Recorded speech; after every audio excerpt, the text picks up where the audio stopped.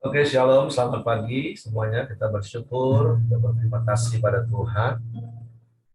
Pagi hari ini kita boleh sama-sama lagi bangun dengan tubuh yang diberkati, dengan kekuatan kesehatan yang baru. Dan kita mau sama-sama bersehati, bersepakat menghampiri tahta kasih karunia Tuhan. Dan sebagaimana firman Tuhan katakan, mana 2-3 orang berkumpul dalam nama-Ku, kata Tuhan, Tuhan hadir.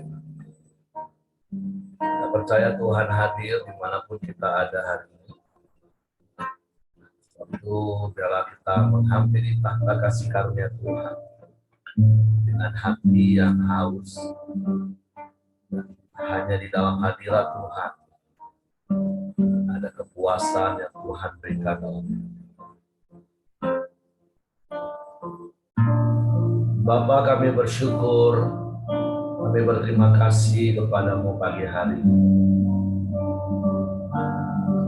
Terima kasih buat pemeliharaan, perlindungan dan penjagaanmu sepanjang malam di dalam tidur kami. Pagi hari ini kami boleh bangun lagi dengan tubuh yang diberkati, dengan kekuatan kesehatan yang baru,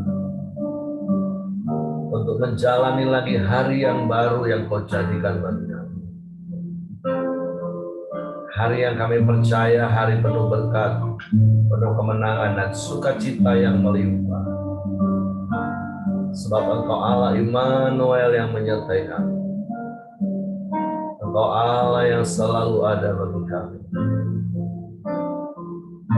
Engkau Allah yang tidak pernah meninggalkan dan membiarkan kami. Sebab itu Engkaulah segalanya bagi kami. Engkaulah sumber kekuatan bagi kami. Terima kasih Tuhan. Seperti rusa rindu sungaimu, jiwaku rindu Engkau. Kaulah Tuhan Nasrah, hatiku ku rindu menyembahmu. Seperti rusa rindu sungaimu, seperti rusa rindu sungaimu, jiwaku rindu Engkau. Kaulah Tuhan Nasrah, hatiku ku rindu menyembahmu.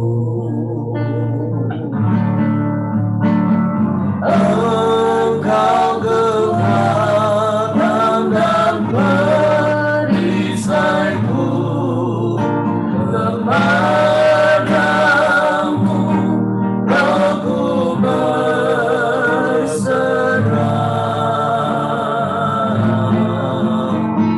Kaulah Tuhan Nasrah, hatiku ku rindu menyembahmu. Engkau kekuatan dan perisaiku, kepadamu Rohku berserah.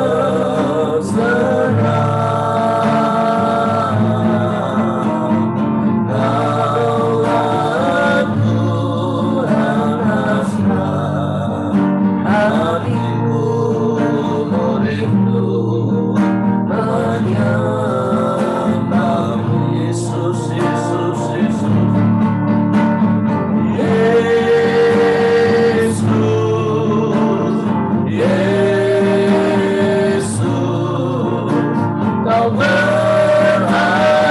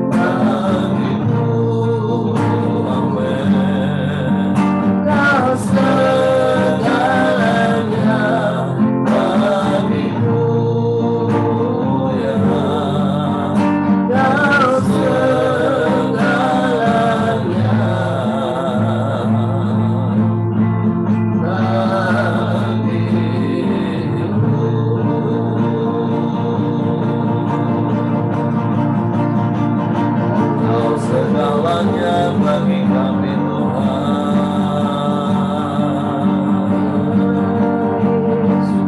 Sebab Kau yang berkuasa di bumi dan di surga, hanya padamu hati kami percaya. Sebab hanya Engkau yang kami perlu. Sebab Engkaulah segala-galanya bagi kami Tuhan.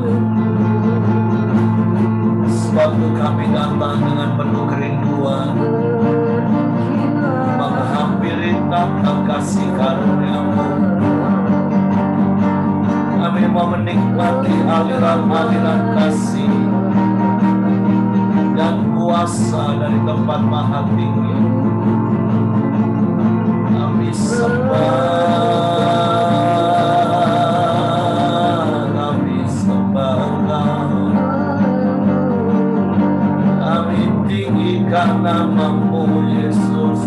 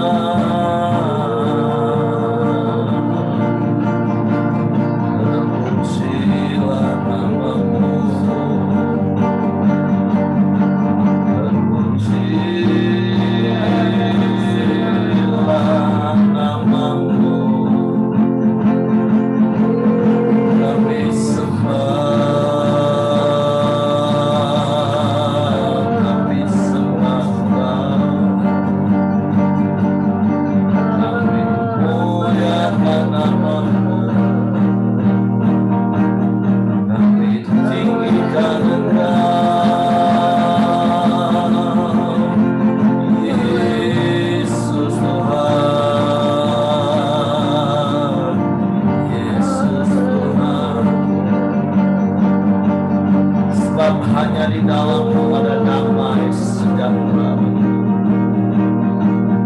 Hanya di dalam-Mu ada sukacita berlimpah-limpah.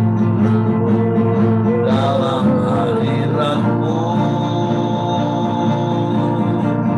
ada kekuatan baru bagi kami.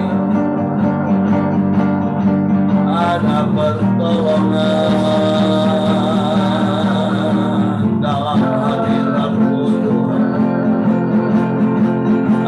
Tenang, kami aman dalam hadirat-Mu. Kami sembah, kami sembah Engkau. Haleluya.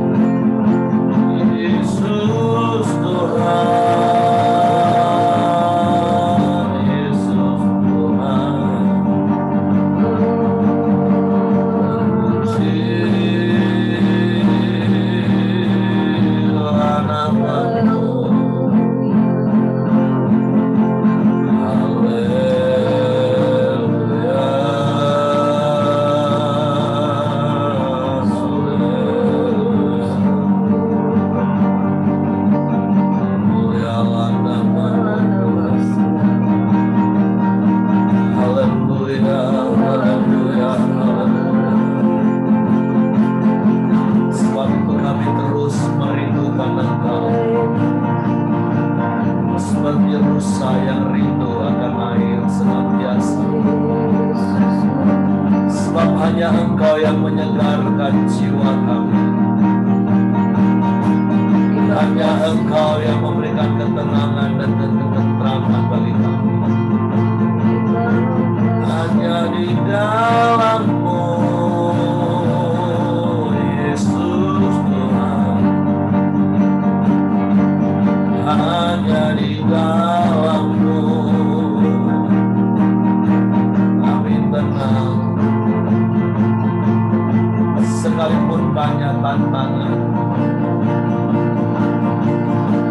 kami aman Tuhan. Sekalipun banyak peperangan, banyak pergumulan dalam hidup,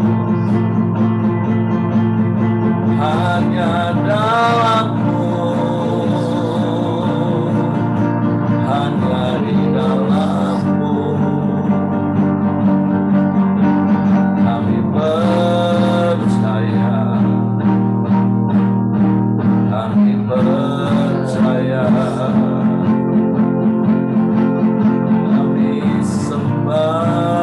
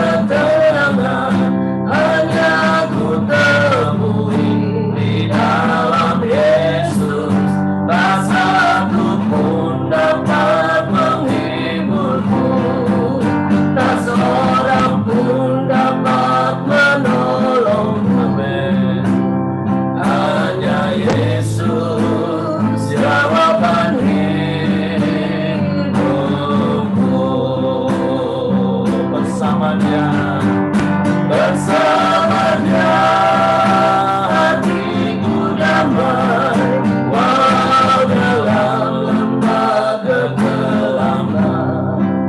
Bersama Dia hatiku tenang, walau hidup penuh tantangan, tak satu pun dapat menghiburmu, tak seorang pun dapat menolongmu. Amin. Hanya Yesus jawaban hidupku. Bersama Dia, bersama Dia, bersama Dia hatiku damai, walau dalam lembah kegelapan. Bersama Dia hatiku tenang, walau hidup penuh tantangan, tak satu pun dapat menghiburku, tak seorang pun dapat menolongmu. Amin. Hanya Yesus jawaban hidupku.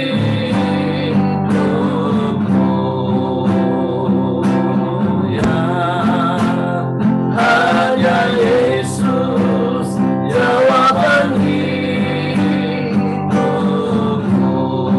Sungguh hanya Yesus, hanya Yesus jawaban hidupku.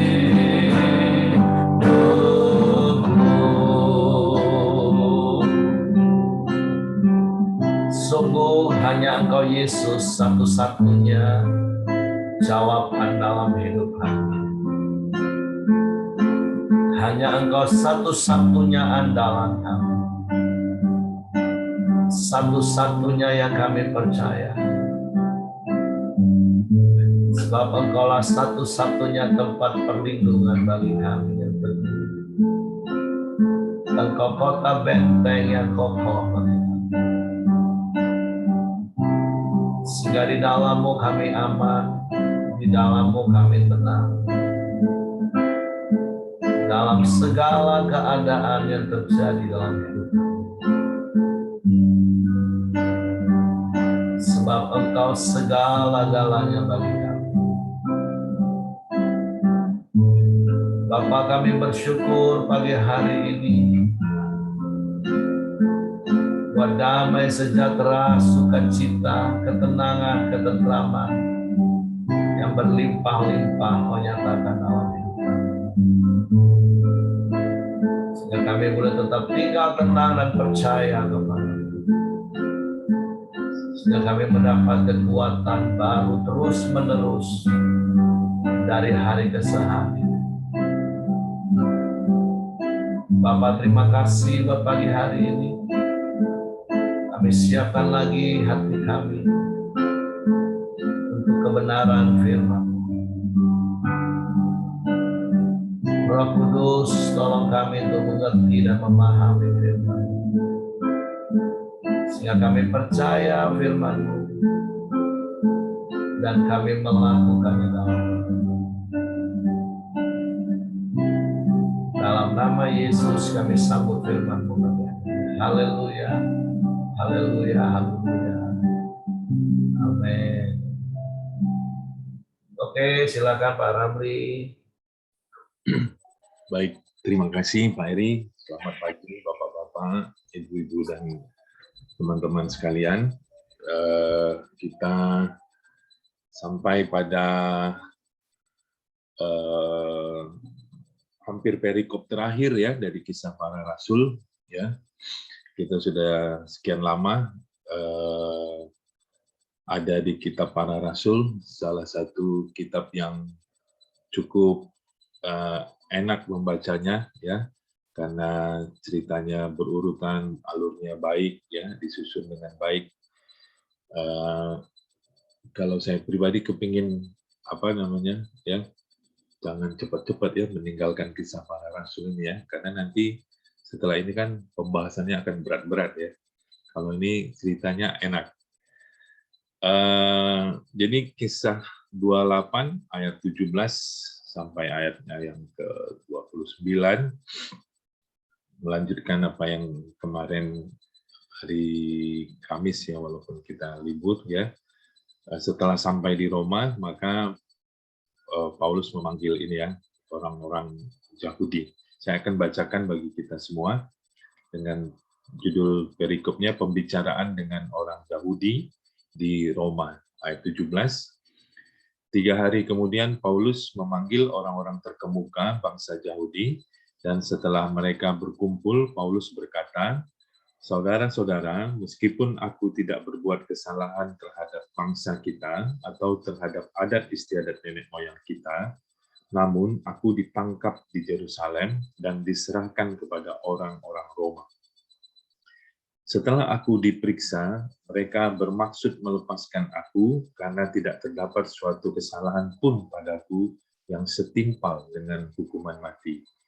Akan tetapi, orang-orang Yahudi menentangnya, dan karena itu terpaksalah aku naik banding kepada Kaisar. Tetapi bukan dengan maksud untuk mengadukan bangsaku. Itulah sebabnya aku meminta supaya aku melihat kamu dan berbicara dengan kamu. Sebab justru karena pengharapan Israel lah aku diikat dengan belenggu ini. Akan tetapi mereka berkata kepadanya, kami tidak menerima surat-surat dari Yudea tentang engkau, dan juga tidak seorang pun dari saudara-saudara kita datang memberitakan apa-apa yang jahat mengenai engkau. Tetapi kami ingin mendengar dari engkau, bagaimana pikiranmu, sebab tentang Mazhab ini kami tahu bahwa di mana-mana pun ia mendapat perlawanan. Lalu mereka menentukan suatu hari untuk Paulus. Pada hari yang ditentukan itu, datanglah mereka dalam jumlah besar ke tempat tumpangannya. Ia menerangkan dan memberi kesaksian kepada mereka tentang kerajaan Allah, dan berdasarkan hukum Musa dan kitab para nabi, ia berusaha meyakinkan mereka tentang Yesus. Hal itu berlangsung dari pagi sampai sore. Ada yang dapat diyakinkan oleh perkataannya, ada yang tetap tidak percaya. Maka bubarlah pertemuan itu dengan tidak ada kesesuaian di antara mereka. Tetapi Paulus masih mengatakan perkataan yang satu ini. Tepatlah firman yang disampaikan Roh Kudus kepada nenek moyang kita dengan perantaraan Nabi Yesaya. Pergilah kepada bangsa ini dan katakanlah, kamu akan mendengar dan mendengar namun tidak mengerti. Kamu akan melihat dan melihat namun tidak menangkap. Sebab hati bangsa ini telah menebal dan telinganya berat mendengar dan matanya melekat tertutup, supaya jangan mereka melihat dengan matanya dan mendengar dengan telinganya dan mengerti dengan hatinya, lalu berbalik sehingga aku menyembuhkan mereka. Sebab itu kamu harus tahu bahwa keselamatan yang daripada Allah ini disampaikan kepada bangsa-bangsa lain dan mereka akan mendengarnya. Dan setelah Paulus berkata demikian, pergilah orang-orang Yahudi itu dengan banyak perbedaan paham antara mereka. Ya, waktu membaca ayat ini, perikop ini, ya, saya langsung tertuju ke ayatnya yang ke-24, ya. Dikatakan di sana, ada yang dapat diyakinkan oleh perkataannya, ada yang tetap tidak percaya. Jadi kita tahu bahwa ketika sampai di Roma, ya, Paulus kemudian mengumpulkan orang-orang terkenal, orang-orang terkemuka dari kelompok orang Yahudi, ya, untuk bisa melihat atau mendengarkan apa yang terjadi sesungguhnya pada Paulus. Dan ternyata antusias daripada orang-orang Yahudi di Roma untuk mendengarkan penjelasan dari Paulus itu cukup besar, ya, sehingga mereka datang dengan jumlah yang cukup besar ke tempat Paulus tinggal pada waktu itu, ya. Dan Paulus sekali lagi, ya, menjelaskan dan sekaligus menginjil, ya. Tapi ternyata responnya di ayat 24, ada yang dapat diyakinkan oleh perkataannya, ada yang tetap tidak percaya, ya. Dan tentu kisah-kisah sebelumnya juga rata-rata juga seperti ini, ya. Nah, saya pribadi ya belajar dari sini adalah hal yang luar biasa ya dari Paulus ini adalah bahwa eh, dia dalam memberitakan Injil ya tidak tergantung atau tidak terganggu kepada respon pendengarnya atau penerimaan daripada orang-orang yang mendengarnya ya. Dia tetap bersemangat, dia tetap bergairah, dia terus mengabarkan Injil dengan semangat, dan dia sama sekali tidak mau tergantung kepada atau tidak terpengaruh dengan respon orang-orang yang mendengarnya, apakah misalnya itu ada penolakan, ya, atau mungkin ketika ada penolakan, maksud saya dia tidak menjadi mundur, menyerah, gitu ya. Atau ketika ada pujian terhadap apa yang dia sampaikan, dia tidak menjadi sombong, dia tidak menjadi angkuh, ya, dia tidak menjadi besar kepala, ya. Tapi Paulus terus bersemangat dan bergairah, ya. Kira-kira mengapa bisa demikian? Saya percaya bahwa Paulus begitu yakin, ya, berita Injil yang dia sampaikan itu sangat berkuasa, berita yang baik, satu-satunya kebenaran yang dia sampaikan, sehingga dia yakin bahwa bagaimanapun juga, ya, pasti akan ada orang yang mendengar dan percaya terhadap berita Injil yang dia sampaikan. Nah, ini tentu menjadi satu pelajaran bagi kita, ya, bahwa sering sekali yang menjadi penghalang bagi kita dalam memberitakan Injil, ya, adalah ketika kita takut ditolak, ya. Pemikiran-pemikiran kita sudah macam-macam, ya. Bagaimana nanti kalau dia tidak terima, bagaimana nanti kalau begini, sehingga itu sering sekali tanpa sadar, ya, menghalangi kita atau menunda kita untuk memberitakan Injil, ya. Saya pribadi hari ini belajar, ya, bahwa ayo beritakan Injil dengan semangat, dengan percaya diri, dengan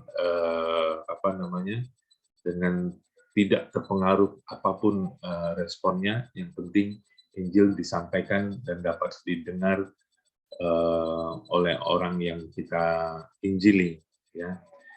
Itu yang pertama yang bisa saya dapat dari perikop ini. Nah, tentunya perikop ini bercerita tentang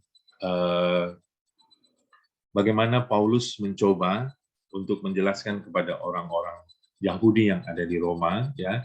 Yang pertama-tama tentu di ayat yang ke-17 dia menekankan bahwa dia sama sekali tidak menyalahi tradisi bangsa Israel, ya, ataupun kebiasaan-kebiasaan nenek moyang orang Yahudi, ya.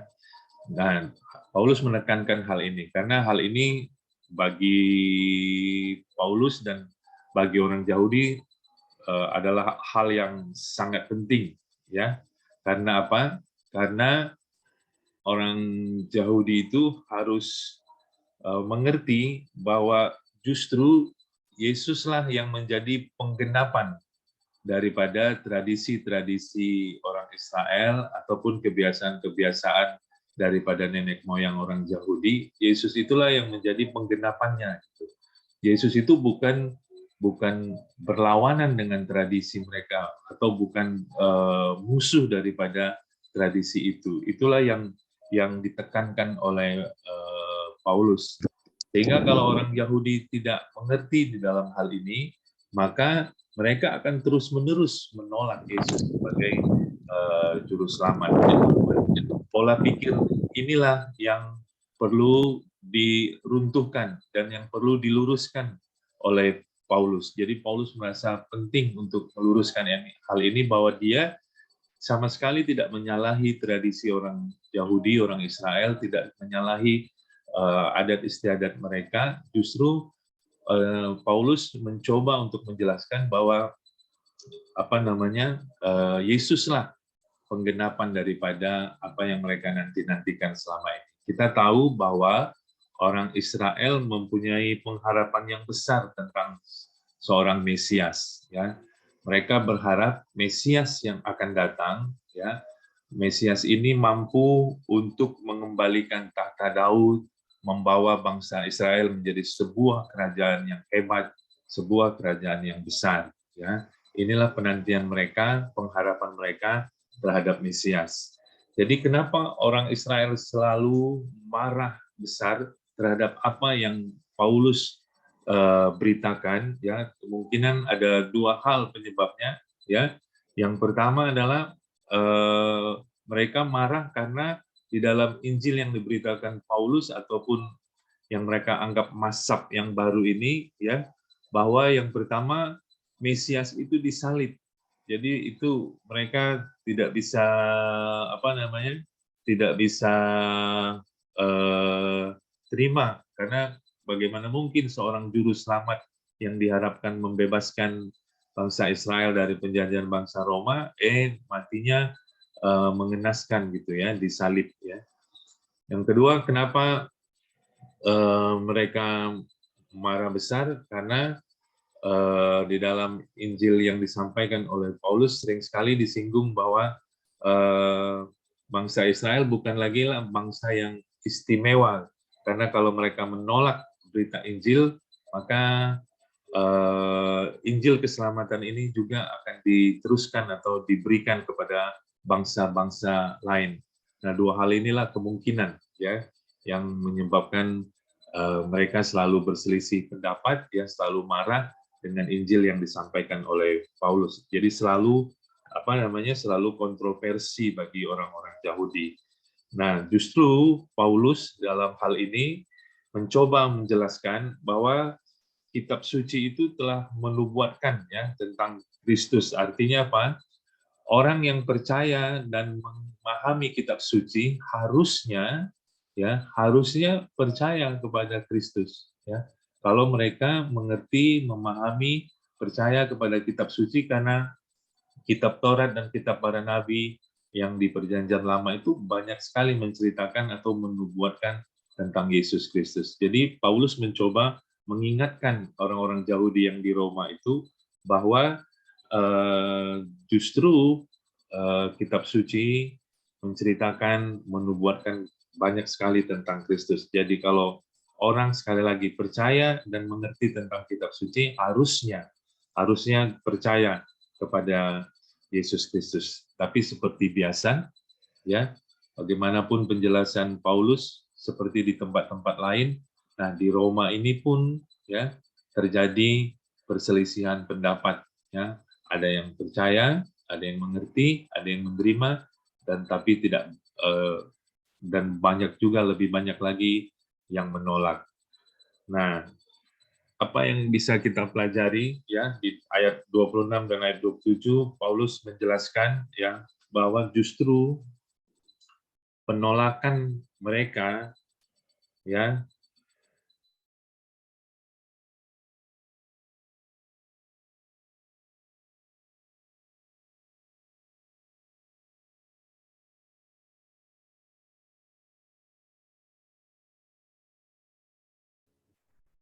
Ada gangguan sinyal itu Bapak Ramli kayaknya ya. Kita tunggu saat.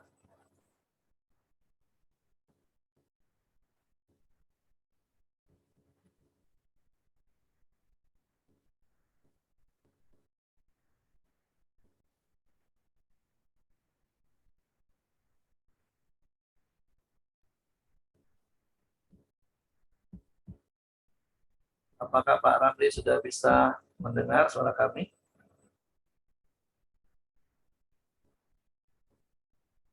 Oke, tunggu sebentar. Oke, silakan lanjut, Pak. Wah, di HP, di laptopnya tiba-tiba mati. Oke, silakan lanjut. Oh, bukan sudah selesai ya Pak ya?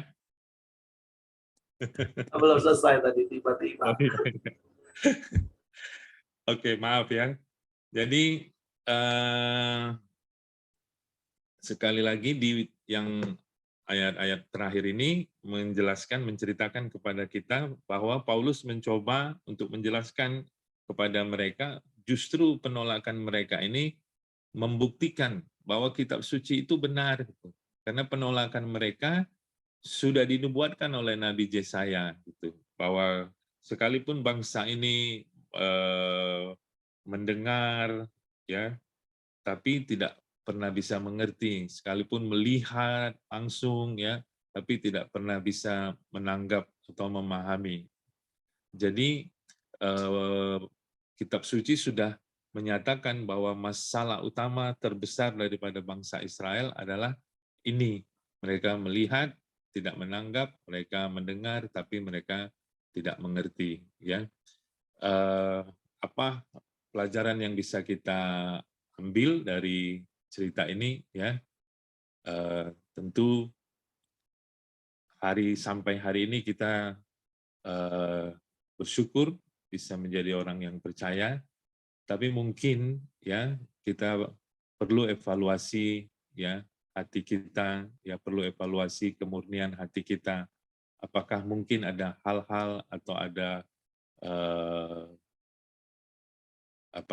bagian-bagian tertentu yang kita masih perlu untuk diuji, ya, di mana mungkin kita mengeraskan hati, ya, ketika firman Tuhan berulang-ulang berbicara kepada kita, ya, tapi kita tidak ingin mempraktekannya, tidak ingin melakukannya. Karena apa? Karena kita mengeraskan hati. Bukan karena kita tidak mengerti, sebenarnya kita sudah mengerti, tapi mungkin ada hal lain yang membuat kita tidak mau taat untuk satu topik atau satu kebenaran firman Tuhan yang Tuhan sampaikan kepada kita.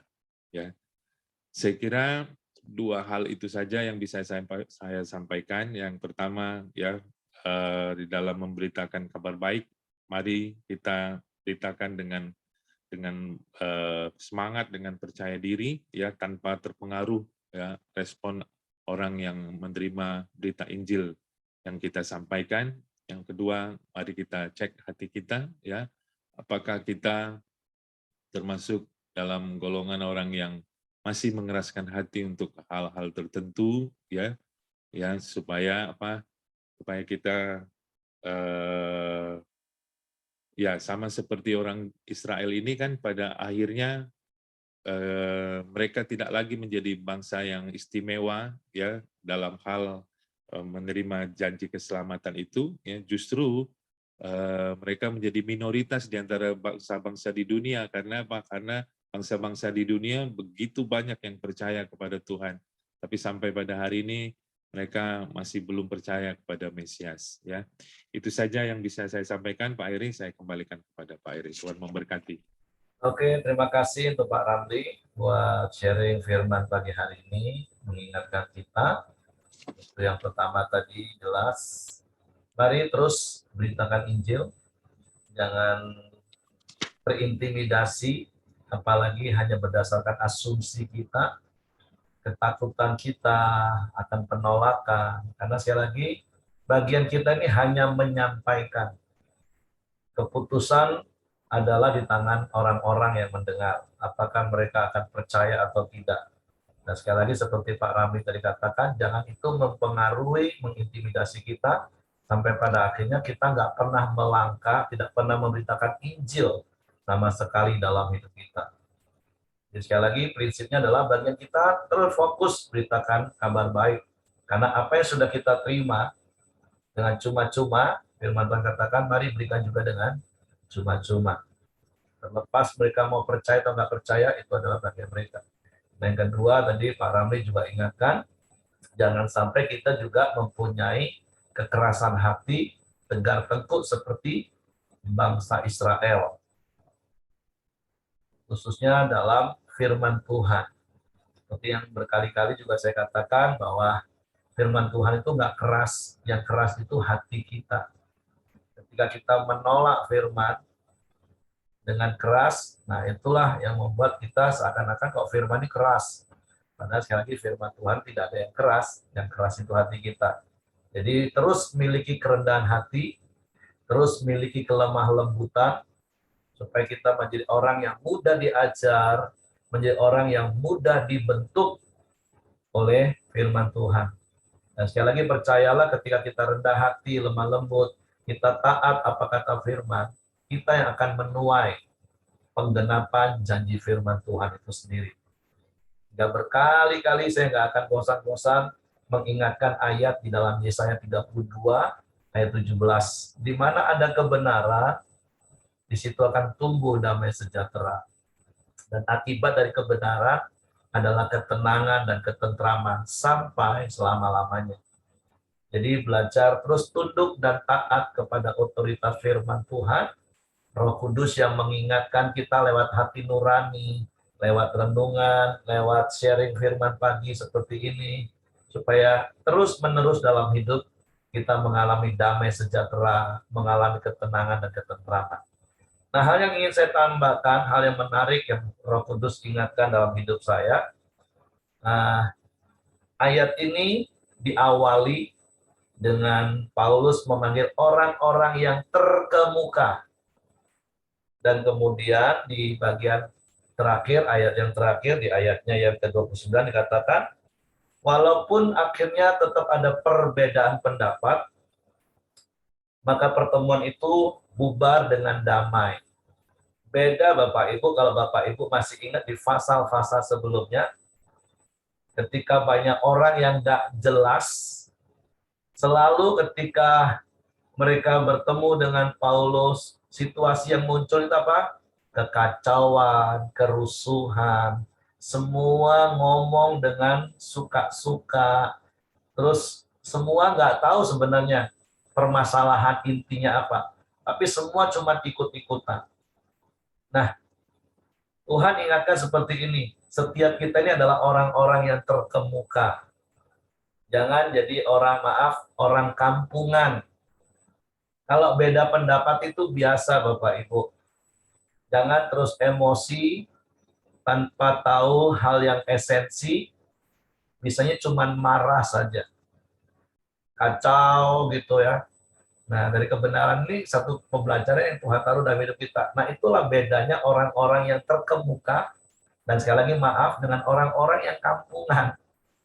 Maksud saya, yuk belajar upgrade diri kita terus menjadi orang-orang terkemuka, bukan dalam hal struktural, dalam organisasi, dalam jabatan maksud saya, tapi ini bicara tentang sikap hati kita menjadi orang-orang yang terkemuka. Artinya ketika kita beda pendapat dengan orang, yuk kita tetap elegan menyelesaikan perbedaan itu.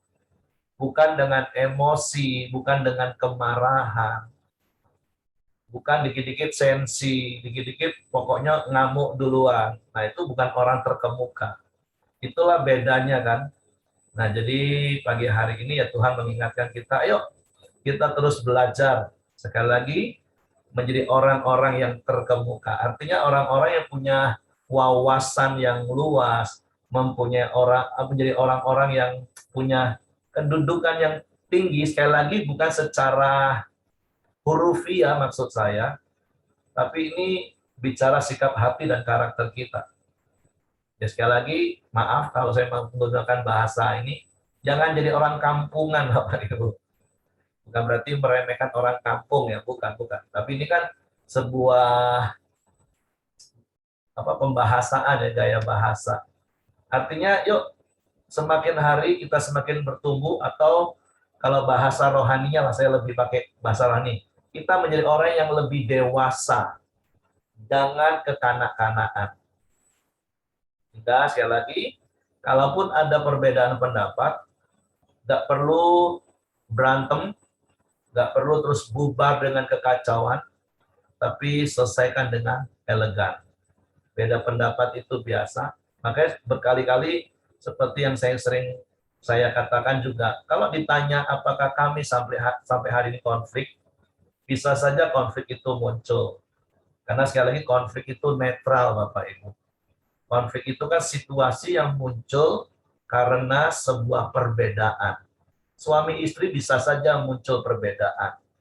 Karena sekali lagi pria wanita itu memang berbeda, cara berpikirnya berbeda, pola didiknya berbeda, foto karakternya berbeda, tapi sekali lagi mari saya mendorong kita jadi orang-orang yang terkemuka tadi, sehingga bisa menyelesaikan semua perbedaan itu dengan elegan.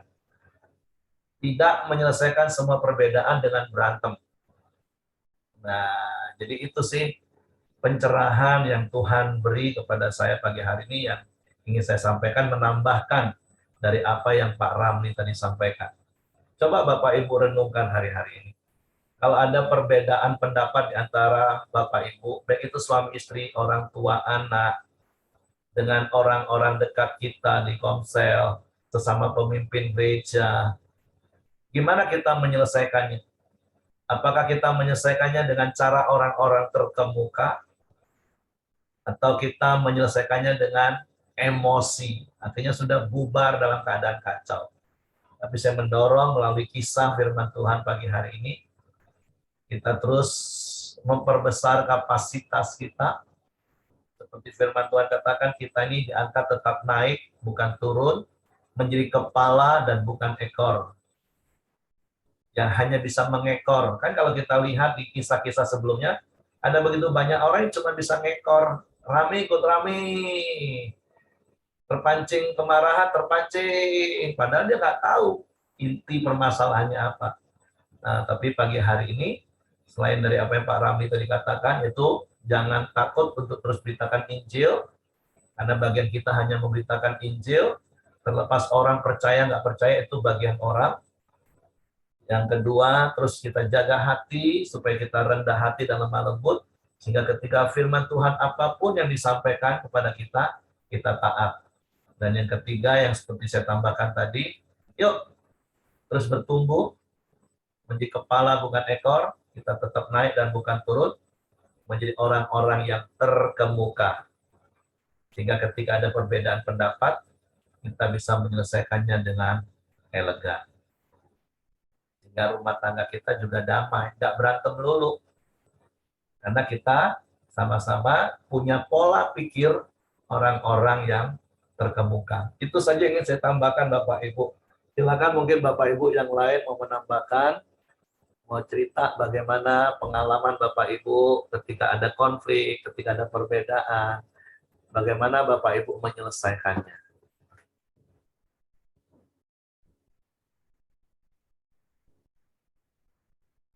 Oke, nggak ada. Tapi sekali lagi saya berdoa, saya berharap, katakan dalam diri kita hari ini, saya orang terkemuka, orang yang punya wawasan yang tinggi.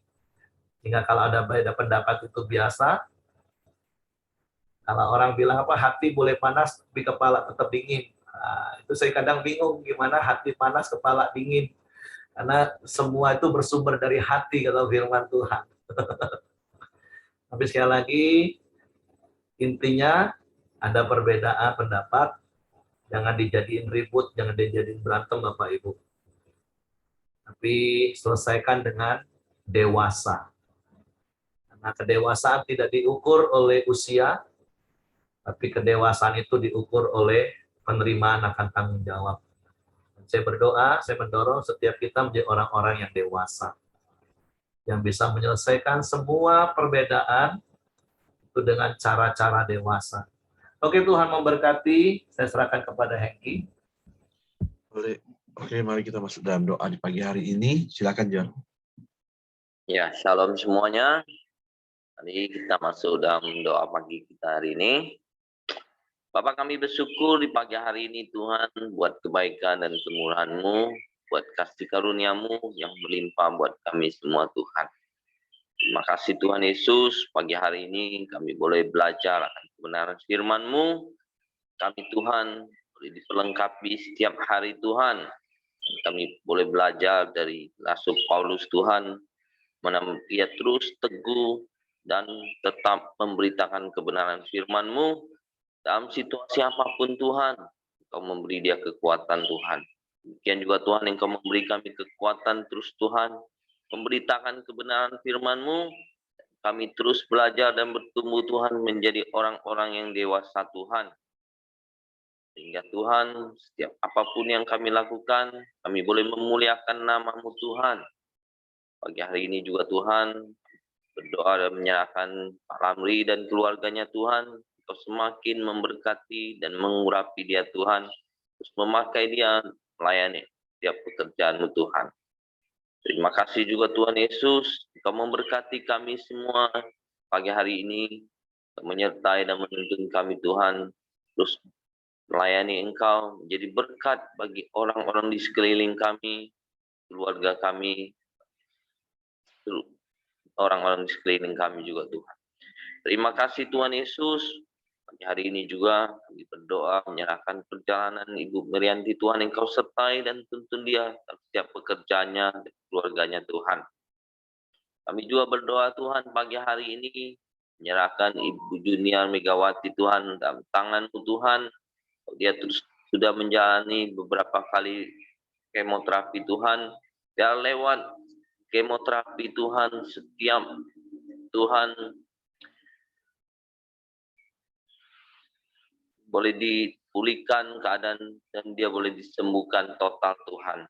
Biarlah kuasa pemulihan-Mu yang memulihkan tiap sel-selnya Tuhan menjadi normal kembali Tuhan. Kami percayakan Megawati dan dunia Megawati dalam tangan-Mu Tuhan. Terima kasih Tuhan Yesus. Kami juga terus berdoa buat bangsa dan negara kami Indonesia. Tuhan memberkati. Kau mencurahkan damai dan sejahtera-Mu, keamanan buat bangsa dan negara kami Tuhan. Kau juga kami serahkan para pemimpin bangsa kami Tuhan. Mulai dari Presiden, Menteri, para dan kabinetnya Tuhan, dan kami serahkan juga Tuhan para gubernur, bupati, dan wali kota Tuhan, setiap jajarannya Tuhan. Engkau memberkati mereka, Engkau menaruhkan mereka roh yang takut akan Engkau, sehingga mereka memimpin bangsa kami dengan kebenaran yang daripada-Mu Tuhan. Tuhan terima kasih buat hasil bumi dan hasil alam yang melimpah yang Kau sediakan buat bangsa dan negara kami. Biarlah semua itu boleh dikelola untuk kesejahteraan rakyat Indonesia Tuhan. Terima kasih Tuhan, kami juga bersyukur buat Indonesia Tuhan, semakin banyak orang yang mengenal Engkau Tuhan, dan biarlah terus Engkau memakai kami dan hamba-hamba-Mu Tuhan, terus memberitakan kebenaran firman-Mu, terus memberitakan Tuhan Injil-Mu di seluruh Indonesia ini Tuhan, sehingga semakin banyak orang yang bertobat dan mengenal Engkau Tuhan.